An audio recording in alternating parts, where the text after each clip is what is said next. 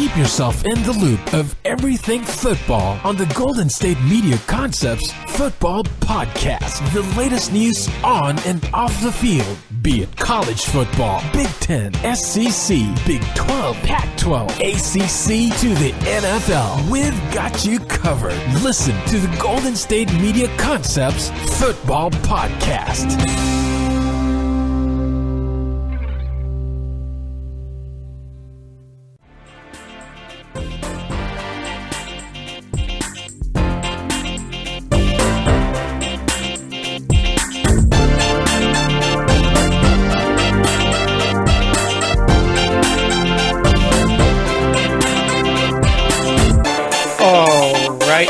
And welcome to the GSMC Football Podcast. This episode is brought to you by the GSMC Podcast Network. And as always, I am your host, Jesse Tapia. Alright, so everyone seems to be freaking out about Andrew Luck and Lamar Jackson, so I guess we'll be talking about that today. I mean, there's no reason to be getting all worried about it, but I mean, if people are talking about it, it means we got to talk about it. So we'll be talking about that. Let's see what else is going on in the NFL. We're going to talk about players retiring early and taking studio jobs. Mainly what I think of it and all that. Talking about Victor Cruz, DeMarco Murray. Victor Cruz is going to be joining up with ESPN. DeMarco Murray going to be joining up with Fox. We're going to be talking about how it seems that players are starting to, realize, I guess, the dangers of playing football and realize it's not really worth it. So we'll be talking about that, and then we got a couple of other topics to discuss later on today, too. So,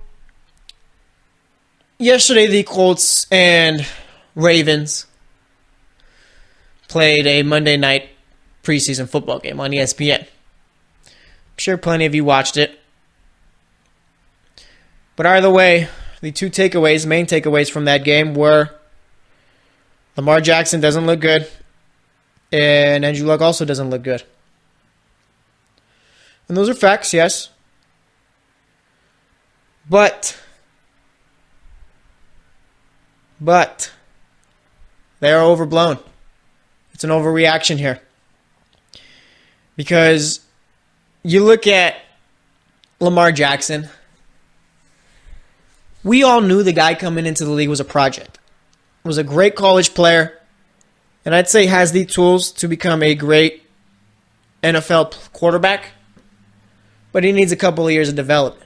He's got some things he's got to fix up. And you got these national analysts and all that pretty much dissecting his game, saying, I'm not sure Lamar Jackson has it or anything like that. It's so lazy for them to do that.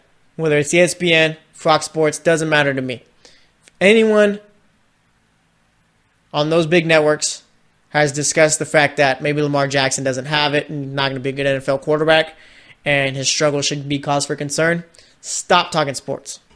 Just do us all a favor. It is such a waste of time to talk about it, it's ridiculous. No one was expecting Lamar Jackson to be the week one starter. No one was expecting him to compete with Joe Flacco for the starting quarterback job. Why? The dude's a third-string quarterback. Third string. But we don't talk about these other third-stringers like that, do we? No, we don't. Why? Because they're third-string quarterbacks. Like I said, right now, Lamar Jackson is a third-string quarterback. The dude isn't going to start for a couple years. People say, what if Joe Flacco stinks it up? Yeah, that's why RG3 is there. I don't understand how people don't put two and two together. Lamar Jackson isn't here in the preseason to win a starting job. The guy's here to work on his mechanics, become more accurate, stuff like that. And it's honestly ridiculous and frustrating at times. Have you noticed no one has talked about RG3 and how well he's played so far in the preseason? Why? Because no one cares. It's not a story. Obviously, Lamar Jackson being highly scrutinized and all that coming into the draft. Bill Polian saying the guy should play receiver. That's the story right there. Joe Flacco, former Super Bowl winner, has looked terrible the last 3 seasons. Lamar Jackson could take his job. Is that going to happen this season? That's the narrative they're trying to push, and it's a ridiculous one at that. I mean, it's honestly kind of frustrating. And I blame Skip Bayless and Stephen A. Smith for this. It's all a bunch of hot takes. This is all it is. And this is all it's been over the last few years. Believe it or not, Skip Bayless actually used to say some smart stuff. Used to have substance to it. Used to back up his arguments the way you're supposed to, with facts and details and all that. Same with Stephen A. Smith. Now, they're guys who get paid just to yell and come up with as much of an outrageous topic or take as they can. Skip Bayless is over at Fox Sports, I think, getting, $4 million to do that? I'm not sure what Stephen A. Smith is getting paid over at ESPN, but I'm sure it's got to be a decent amount of money. And I guess it is our fault, meaning the people in general who watch it. I was a big fan of First Take, but that was before the hot takes were the biggest part of it.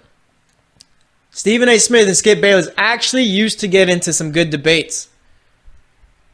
And like I said, the stuff they were saying, it was factual, there was details, all that, it made sense. You could say, oh yeah, I get why he's saying it. Oh yeah, I get why he's saying it over there. And then eventually, the show got extremely popular. People were loving the back and forth. Stephen A. Smith yelling. Skip Bayless getting a reaction out of Stephen A. Smith. And then eventually they just went overboard with it. And that's where we are now. I feel like people have watched that and felt that, yeah, hot takes are good. Feel we could say whatever we want without backing it up. And you can. Yes, you can. But you don't sound any smarter for doing it. I mean, honestly. Just because you got something far out there does not mean you are right. I used to say it with Skip Bayless and Stephen A. Smith. Just because they yell it doesn't mean they're right. And they're not most of the time. So I think that's why we got to the point where everyone's starting to worry about Lamar Jackson. I mean, if you thought the guy was starting this season at all, even if Flacco gets benched this season and you thought, oh yeah, Lamar Jackson would come in, why? Why? I mean, what sense would that make when you got RG3 there? I mean, come on now. We got to do better. Honestly, we do. Sports is at a point where people are just saying whatever they want to say, and the NBA's gotten the worst part of it. I mean, NBA Twitter, as hilarious as it may be, some of the stuff people say on there as far as talking about players and all that is absolutely ridiculous. I mean, it's wild. It's absolutely wild. And that's where we are here in the NFL. People coming up. And that's all it is here, too. This isn't a story, Lamar Jackson. It's not at all. Lamar Jackson really shouldn't even be talked about this preseason.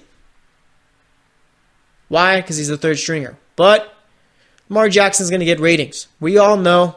I mean, Bill Polian started it saying he should have been a receiver coming into the NFL. Or should be a receiver in the NFL. So obviously, everyone's going to pay attention to Lamar Jackson to see whether or not he fails. And whether or not they're able to come up with that take. Yeah, oh yeah, look at Lamar Jackson not playing well. Should have been a receiver. Bill Polian was right. When in reality, Lamar Jackson's a very good quarterback. Or at least was in college. He's got the tools to become one in the NFL. But needs a couple of years to sharpen up those tools and get ready. Why do you think they brought on RG3? You think it's just some coincidence that RG3 and Lamar Jackson play the same way? I mean, come on now. Let's do better. But, I mean, it's, like I said, it's just at that point in time where we're at right now. Where the hot takes are what people want and decent debate isn't. I mean, you could say the same about Andrew Luck. You look at Andrew Luck. Dude didn't throw a football last season at all. Didn't even throw a football for a year. Didn't play at all last season, anything like that. And you got people tweeting, oh, Andrew Luck doesn't look too good. It's not looking too good for his NFL future. The guy didn't play at all last season. And you're expecting him in game 2 of the preseason to look better? Are you serious? I mean, come on. When I say do better, I mean do better. Stop being so lazy with your takes. I mean, it's ridiculous. Yeah, a couple of national NFL analysts yesterday Talking about how it's sad seeing Andrew Luck play this way. The guy's fine. He's only played 2 games. I mean, it's hilarious. Honestly. I don't get it. I don't. I really don't. But it's the way that we're moving, I guess. And I'm trying to find which reporter was talking about Andrew Luck yesterday, basically giving up. I don't think I'll be able to. But either way, if you're worried about Andrew Luck, don't. The dude hasn't thrown a football. Well, didn't throw a football for a year. And now you expect him to come back and be the same player he was after 2 games? Lazy. Absolutely lazy. Okay? I mean, it's absolutely ridiculous. But we'll see what happens. And I mean, Andrew Luck, I'm not saying Andrew Luck's going to come back and be the same quarterback that he was. I do think he will, but it's not a guarantee. And if he doesn't, all I'm saying is that it's too early to be talking about that. It's the preseason. Give it time. Let the guy get back into the fold of things. The dude's at a point coming back from his injury where he said he was happy he got hit by Terrell Suggs. Obviously, that means it's been a while since he's been out there. So how about we do better? That's it. Just do better. So that's all I got to say about that. I mean, as far as the preseason game between the Ravens and Colts, Ravens won that one 20-19. Joe Flacco looked good yesterday, 7-9, 72 yards and a touchdown. RG3, 6 of 8, 31 yards throwing the ball. Kenneth Dixon ran the ball 6 times for 32 yards for the Ravens. Also caught 3 passes for 24 yards. Jacoby Brissett, who I think could start for a few NFL teams in this league, 14-23, 172 yards. Andrew Luck, 6-13, 50 yards and a pick. Lamar Jackson in yesterday's game, 7-15, 49 yards and a touchdown pass. Christine Michael ran the ball 7 times for 21 yards, and then you had Chester Rogers, 2 catches, 36 yards, and then Jack Doyle, 2 catches for 32 yards there. So that's all I got to say about that. Next, we're going to be moving on. Turns out A.J. McCarron did not break his collarbone, so I'll be talking about that. So stay tuned, and I'll be right back. Are you looking for help for your fantasy football team? Check out the GSMC Fantasy Football Podcast. Get today's best advice on who to start, who to sit, even who you should draft. From sleeper picks to red-hot lineups, they got it all covered for you. That's GSMCpodcast.com/fantasy-football-podcast. We'll cover traditional leagues, dynasty, PPR, even IDP leagues. When you need fantasy help, there's just one show to hit up. Don't forget to like them on Facebook and follow them on Twitter. Visit GSMCpodcast.com for more info.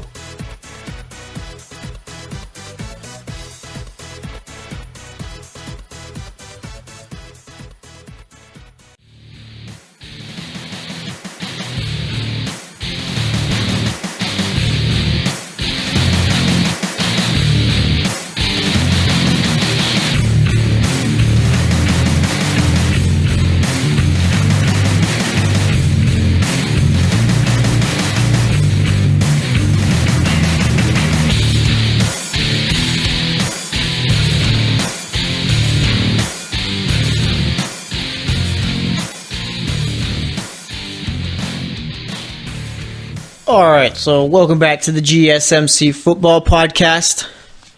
First segment, we talked about all the overreactions as far as Lamar Jackson and Andrew Luck. Yes, they are overreactions.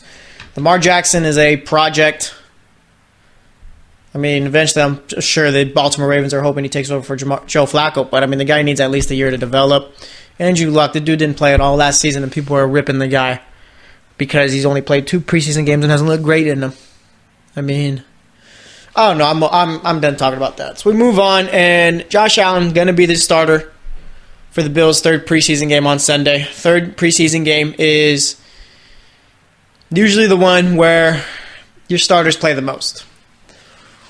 So basically what I'm thinking here is that Josh Allen tears it up. He's the Bills starter week 1. But there is a bit of a monkey wrench in there because yesterday we were talking as if A.J. McCarron broke his collarbone.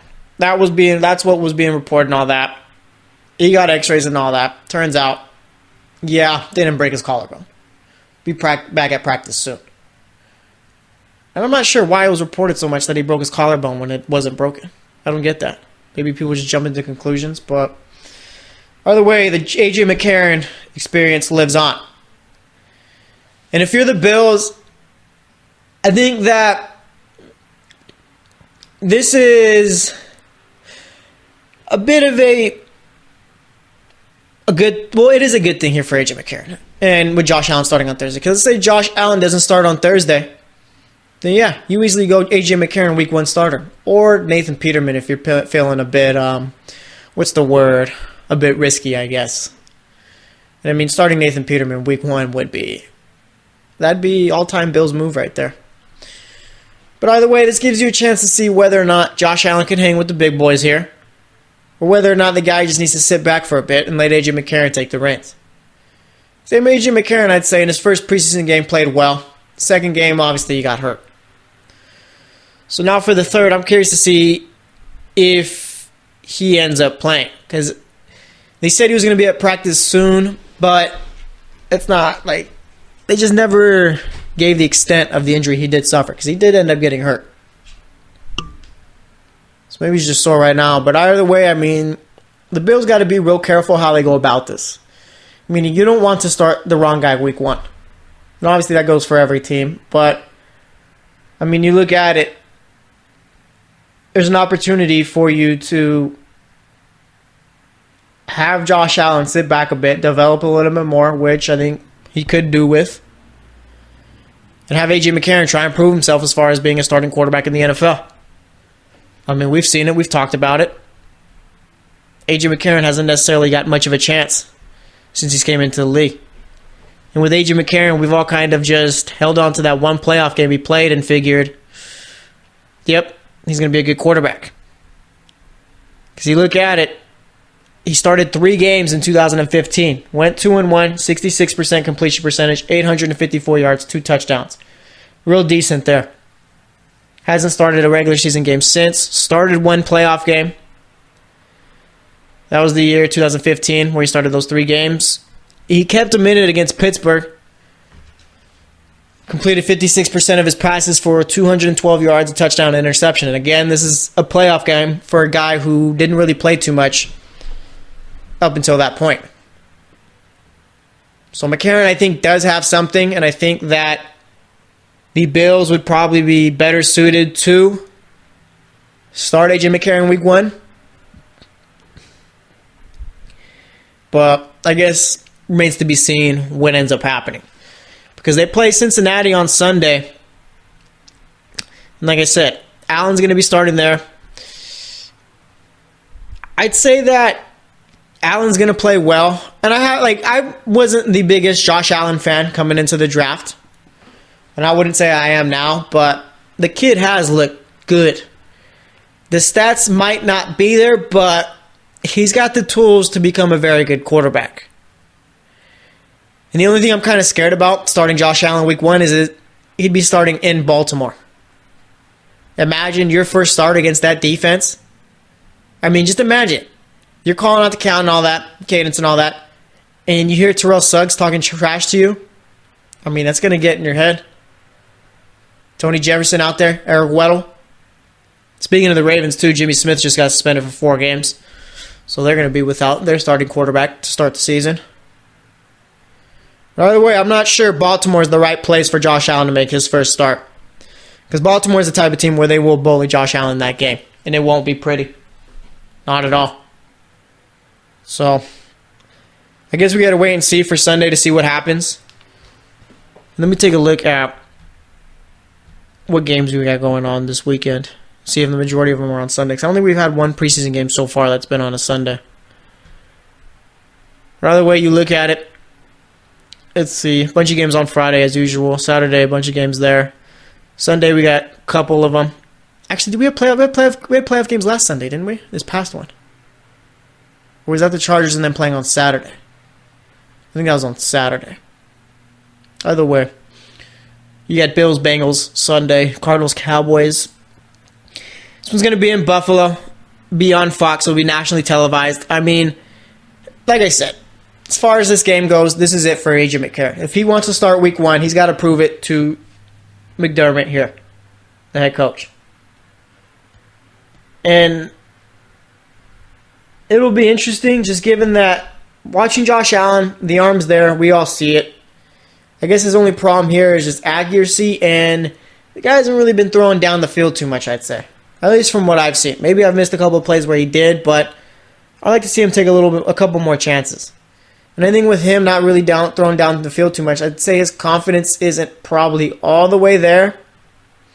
And like I said, I mean, you got to think about it. If he's not completely ready, then he shouldn't hit the field at all week 1 against Baltimore. And I mean, there's really no rush for the Bills to start him. Bills fans may think there is, but I mean, you start him. You're not making the playoffs. You probably won't win very many games. Why don't you go out and build a decent team first, put some actual talent around the guy, get some actual good receivers, and then throw him out there? I mean, you don't want to send him out there with Kelvin Benjamin being his number 1 receiver and Corey Coleman being his number 2 or vice versa.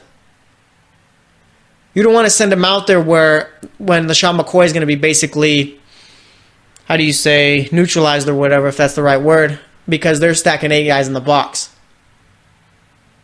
Defense will help. That's one plus right there. Buffalo's got a real solid defense. But other than that, like I said, there's no real rush to start Josh Allen. He's got him for at least 5 years if you want. 4 years at the very least. 5 years if you pick up his option. So, I mean, like I said, if it was me, I'd wait, build up a little team around him, add some weapons to that offense, and then probably next season is when I say, yeah, you're good to go. You're our guy now. Because, I mean, AJ McCarron is a decent, at least from what we've seen, is a decent quarterback. I guess decent is kind of used loosely here because, like I said, I mean, we've only seen the guy start 4 games. 3 of them regular season, once in the playoffs. And I think there is some substance to him keeping the game close against Pittsburgh. But I guess we just got to wait and see. And am I maybe underestimating Nathan Peterman a little too much? I've completely written him off as a quarterback. But, I mean, the guy has played well so far in the preseason. Granted, I mean, last game he was playing against the third stringers. But he has played well nonetheless. But Nathan Peterman, if he doesn't end up having that 5 interception game, you know, chances are Josh Allen probably isn't even playing for this team. And that Nathan Peterman is going to be the starter week 1. I mean, that game really put a hit on his NFL career. Honestly. You look at it, if he doesn't have that 5 interception game, then Buffalo's getting ready for him to start this season. It's not necessarily fair. And I think that 5 interception game did kind of clog our eyes a bit as far as what kind of quarterback Nathan Peterman can be. I don't think anyone really takes Nathan Peterman too seriously. Honestly, I don't. Because of that game. I mean, Nathan Peterman comes in, stinks out loud. You got to bench him. Tyrod Taylor comes back, takes him to the playoffs. I mean, like I said, no one's really taking the guy seriously. But the way he's played this preseason, I mean, he has done well. So it'll be interesting to see who ends up being the starter week 1 for Buffalo. I'm assuming unless he bombs Sunday, it's going to be Josh Allen. But I could see it being McCarron, but I think I am going to go Allen here. I just feel Buffalo, like, they're kind of pushing it that way. You had McCarron start week 1. Or, was it, yeah, McCarron start week 1. I think it was Peterman started week 1. I think it was McCarron start week 2. I get it mixed up. And now you got Allen starting here. I mean, is it a coincidence that Allen is starting the most important preseason game? I don't think so. So, we'll see what ends up happening. But like I said, that quarterback battle will be interesting. So, stay tuned, and I will be right back.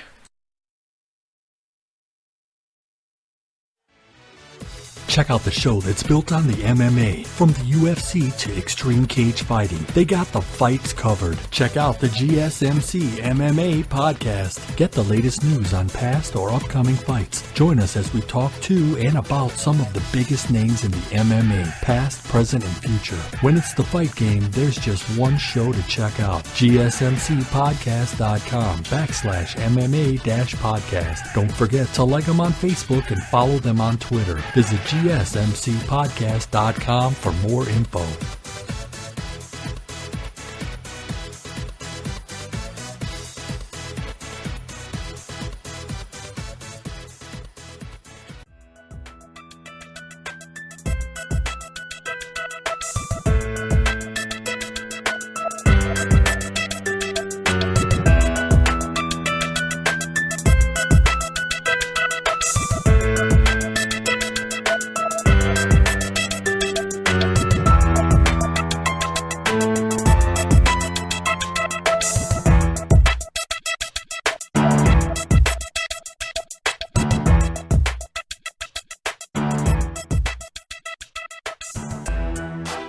All right, and welcome back to the GSMC Football Podcast. So far today, we've talked to Andrew Luck, Lamar Jackson, and in our last segment talked about the Bills' little QB situation, since now, I guess, Adrian McCarron didn't break his collarbone.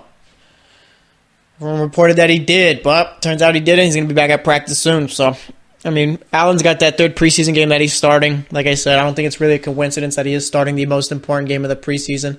He does well. He'll be starting week 1 in Baltimore.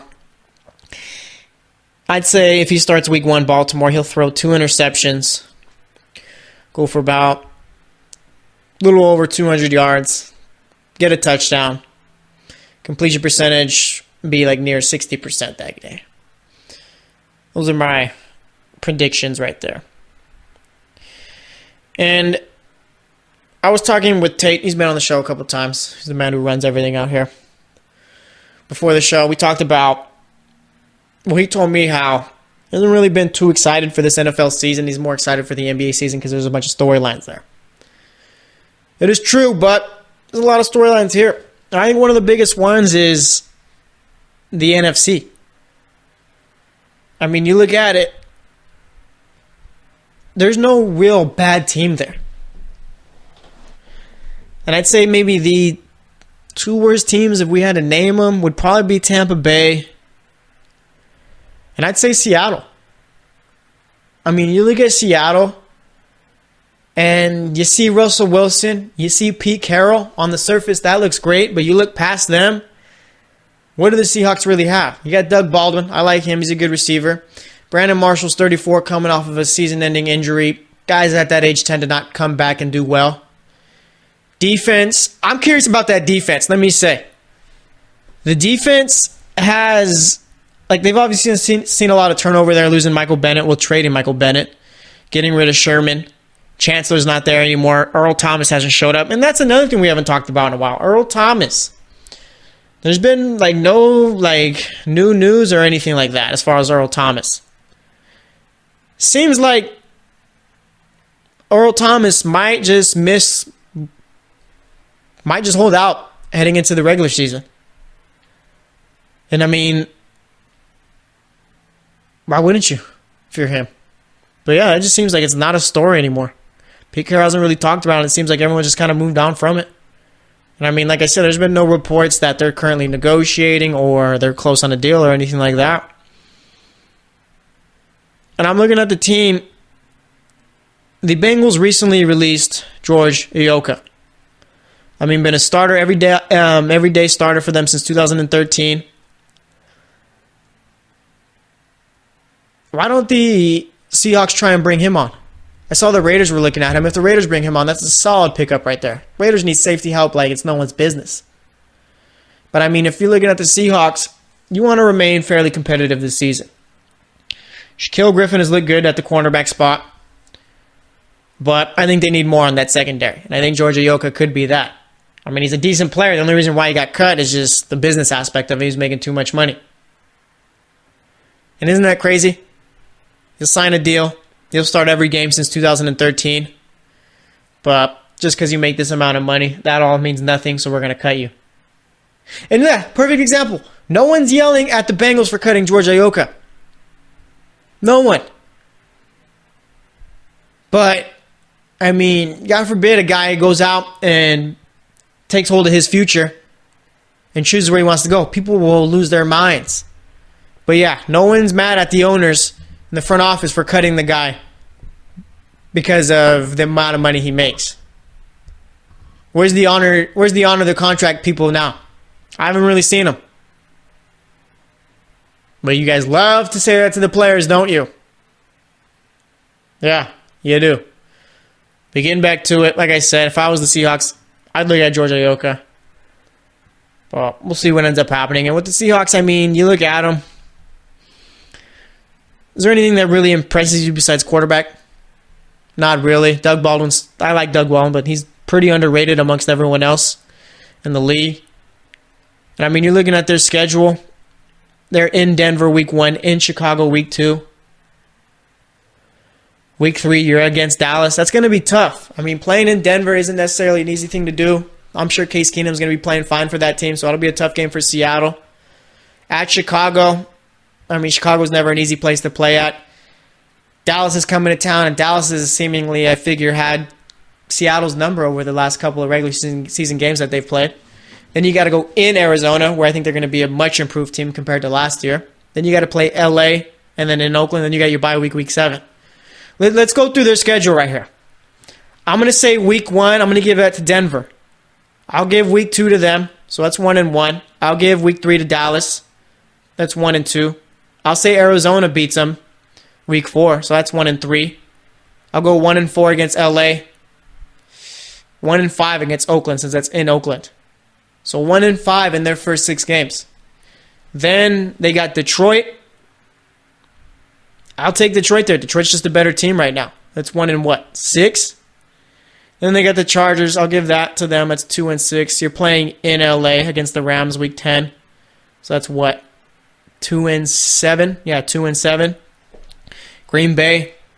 I'll go 2-8. In Carolina, 2-9. Versus San Francisco. In Seattle, I'll go 3-9. Versus Minnesota, 3-10. In San Francisco, I'll go 3-11. Versus Kansas City, 3-12. Versus Arizona, 4-12. I really have them going 4-12. I think I'm going to be wrong about that prediction, just given Russell Wilson's a very good quarterback, so he's going to keep him in a few games and probably win him a couple. But I mean, you're looking at it. It's not necessarily the easiest schedule to go through. Because, I mean, even when they're on their little road trips or whatnot, you come back home, you still got to play a solid team. At home, they're playing Dallas, the Rams, obviously, 49ers, Cardinals, Chargers, Green Bay, Minnesota, Kansas City. Those are all tough teams right there. And on the road, they're not really going to places where it's a cakewalk. But, I mean, I guess for this team, the X factor is the defense. That's the only way they're competitive this season. Russell Wilson can't do it all on his own, and that running back situation isn't necessarily looking too great either. I mean, you drafted Rashad Penny first round. He broke his finger. And even when he was out there in camp, you had Chris Carson, who was an undrafted free agent last season, beating him out for the starting job. That's great for Chris Carson, but if you're Pete Carroll, you're not too encouraged by the fact that the guy you spent your first round pick is getting beat out by an undrafted player. And that's one thing also where I have a lot of faith in Pete Carroll. He's always going to play the best man no matter what. The money and all that doesn't matter to him. And Pete Carroll's one of the few coaches in the league where I think he can stand up to front offices and stuff like that and basically say, I'm playing the best football players. I could care less who you're paying and how much you're paying them. So, I mean, like I said, if Pete Carroll's not there, chances are Russell Wilson doesn't start that season in 2012, and Matt Flynn is their quarterback. And I mean, everything could have changed at that point if they don't start Russell Wilson in 2012 and they go with Matt Flynn. But, I mean, it's going to be interesting. Watching that Seahawks team the last few years was one of the most fun teams I've ever watched in my life. I mean, the Legion of Boom was amazing. Just the fact that they talked trash and they backed it up. I'll never forget Richard Sherman in his postgame little press conference, what do you want to call it, with Aaron Andrews, where, I mean, he basically called out Michael Crabtree and pretty much got him out of San Francisco. I mean, imagine.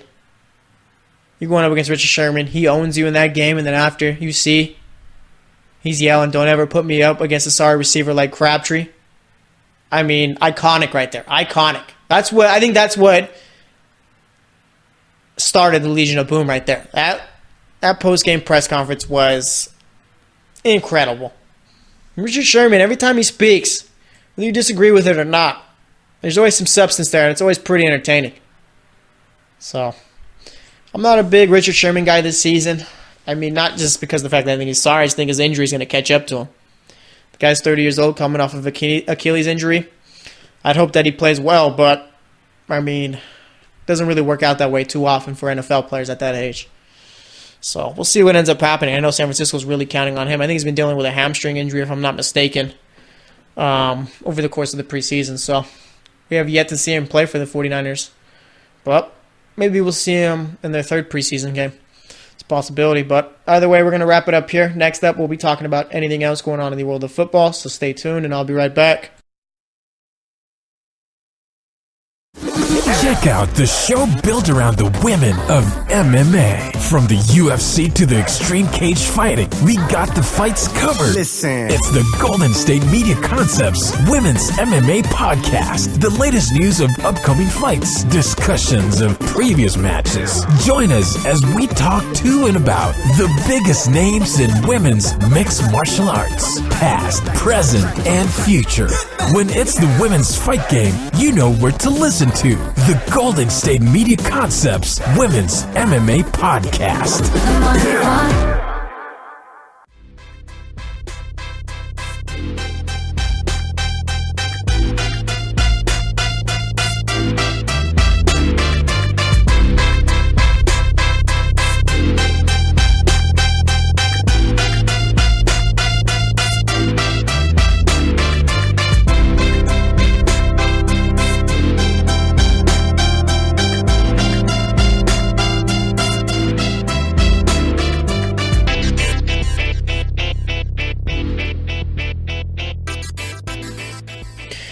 So I've been making picks last couple of weeks for preseason games. It just got me thinking. People really gamble on preseason. I mean, everyone's got their own thing, but if you're gambling on preseason, man, good luck. But either way, I mean, I'm looking at the games right now.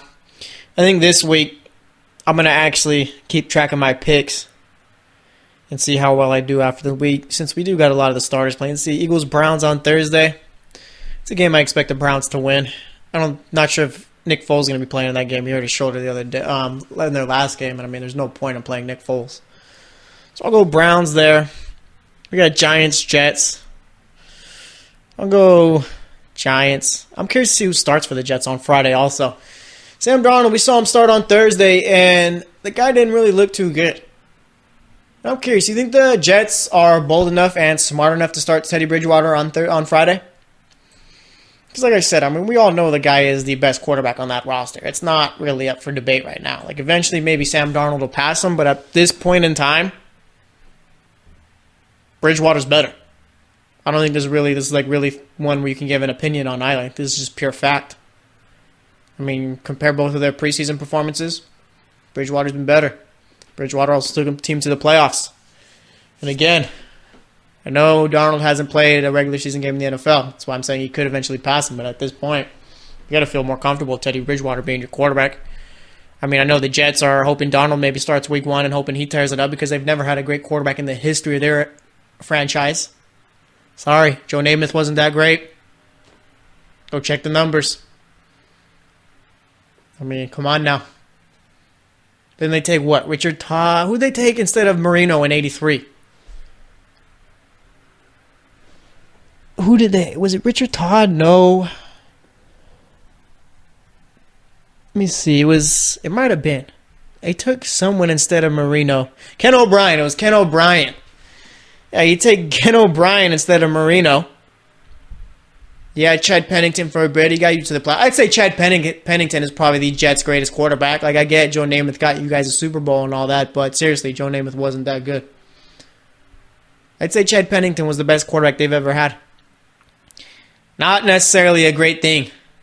And it's weird. I mean, I feel like every franchise has had that one great, like, truly good quarterback for that team. Like Dallas, they had Aikman. New York, Eli.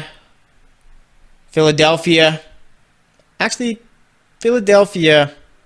Randall Cunningham, Donovan McNabb, but those guys never really won the big game. Washington, Joe Theismann, I guess, up until Lawrence Taylor ended his career. Actually, I'd say there's a few teams who haven't had like a truly great quarterback. Like Chicago Bears, their best quarterback is what? Jim McMahon? Look at Detroit, Matt Stafford. Green Bay, Rodgers or Favre. I mean, take your pick. Minnesota, Fran Tarkenton. NFC South, Falcons, I'd say Vic or Matt Ryan. I mean, take your pick there. Carolina, they got Cam. Jake Delhomme for a little bit. Took him to a Super Bowl. New Orleans Saints, Breeze or Archie. Tampa Bay, Brad Johnson. Tampa Bay's actually a team I don't think has ever had a truly great quarterback either. You look at it. Yeah, Brad Johnson, Jeff Garcia was there for a bit. Tampa Bay stuck it up, I guess, basically forever up until 2000. Jameis Winston might be the best quarterback to ever play for that team, unless I'm just completely missing someone right now. Arizona, I'd say Kurt Warner. Rams, also Kurt Warner. San Francisco, I mean, take your pick there. Montana, Young. At one point, Jaworski thought Colin Kaepernick could end up being one of the best 49er quarterbacks ever. I feel like ESPN, maybe he just got fired and I just didn't see it, but ESPN has not had Ron Jaworski on the air for a while. Like I said, maybe he got fired because they did lay off a lot of people. Seattle, Russell Wilson. Buffalo, Jim Kelly. Miami, Dan Marino. New England, Tom Brady. I mean, like I said, with the Jets, Joe Namath, but come on now. Baltimore, Joe Flacco. But Baltimore's always just never really cared about quarterback. I mean, they won a Super Bowl with Trent Dilfer. Cincinnati, I'd say Boomer Esiason or Andy Dalton. Cleveland, yuck. I'm not even... Cleveland, what, Bernie Kosar? Come on. Pittsburgh, Big Ben. Terry Bradshaw, possibly, maybe.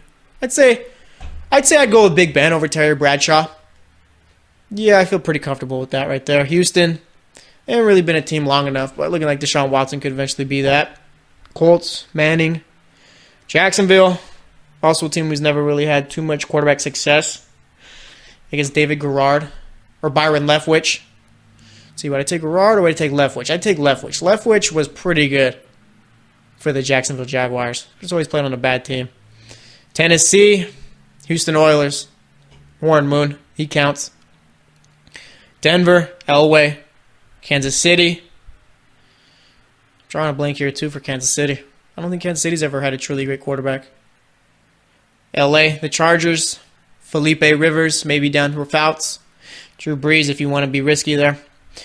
And then the Oakland Raiders. I guess maybe Plunkett or Stabler. Yeah. So I guess there's a few teams who haven't really had too much success at quarterback, but for the most part, every team has.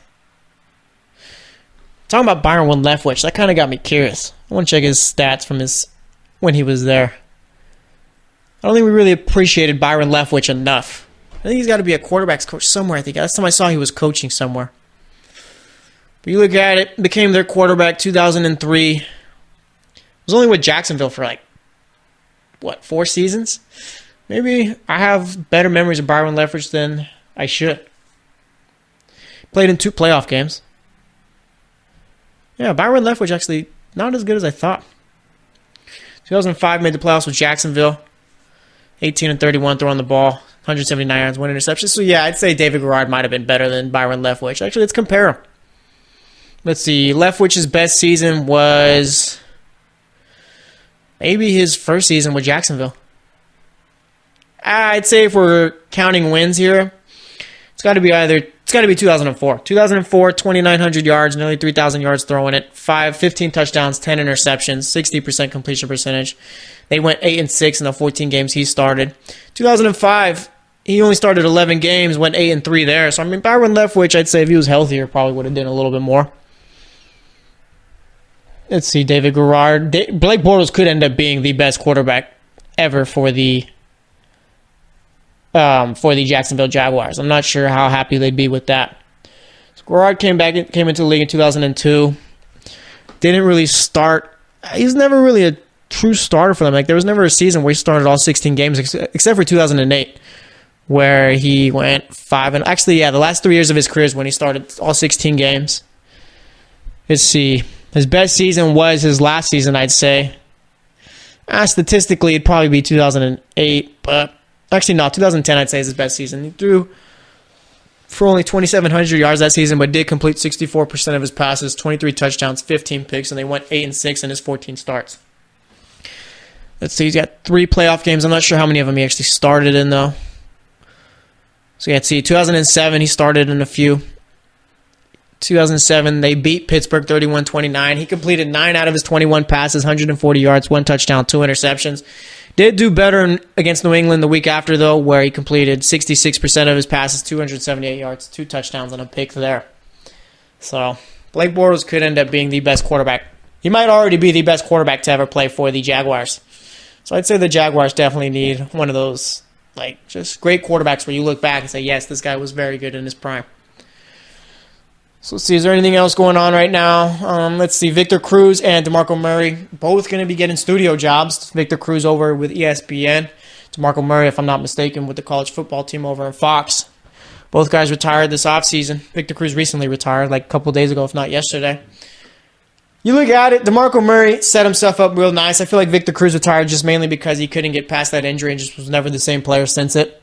But DeMarco Murray, I mean, you look at him, the dude's a running back, gets hit every time. I'm sure there's been teams that have made calls to his agent, but, I mean, is it really worth it to ever come back and play? I mean, if I was one of these guys, I'd be taking a studio job instantly as soon as I wasn't like a commodity on the free agency and all that. I mean, that's the way you do it. I mean, is it really worth it taking all those hits, possibly getting CTE? Not really. I'd say football, we're going to see a lot of players. Like, we're already starting to see it, but a lot more are going to start retiring early, I'd say. I feel like 30 is the new 40 in the NFL. Yeah, I'd say that. Yeah, 30 is the new 40 in the NFL. So, see a lot more guys retiring right before then. I mean, look at Patrick Willis, retired from what? He was 28, 29. Dude's out here making money in the Silicon Valley now. It's a good life to live. But that's all I got to say about that. We're going to wrap it up here. Today we talked Lamar Jackson and Andrew Luck. We talked Bills quarterback situation since it turns out A.J. McCarron didn't break his collarbone. Third segment, we talked about Seattle. In this segment, we talked about quarterbacks. So thanks for listening to the GSMC Football Podcast. As always, I am your host, Jesse Tapia. I will be back tomorrow, so stay tuned, and I will talk to you guys later. You've been listening to the Golden State Media Concepts Football Podcast, part of the Golden State Media Concepts Podcast Network.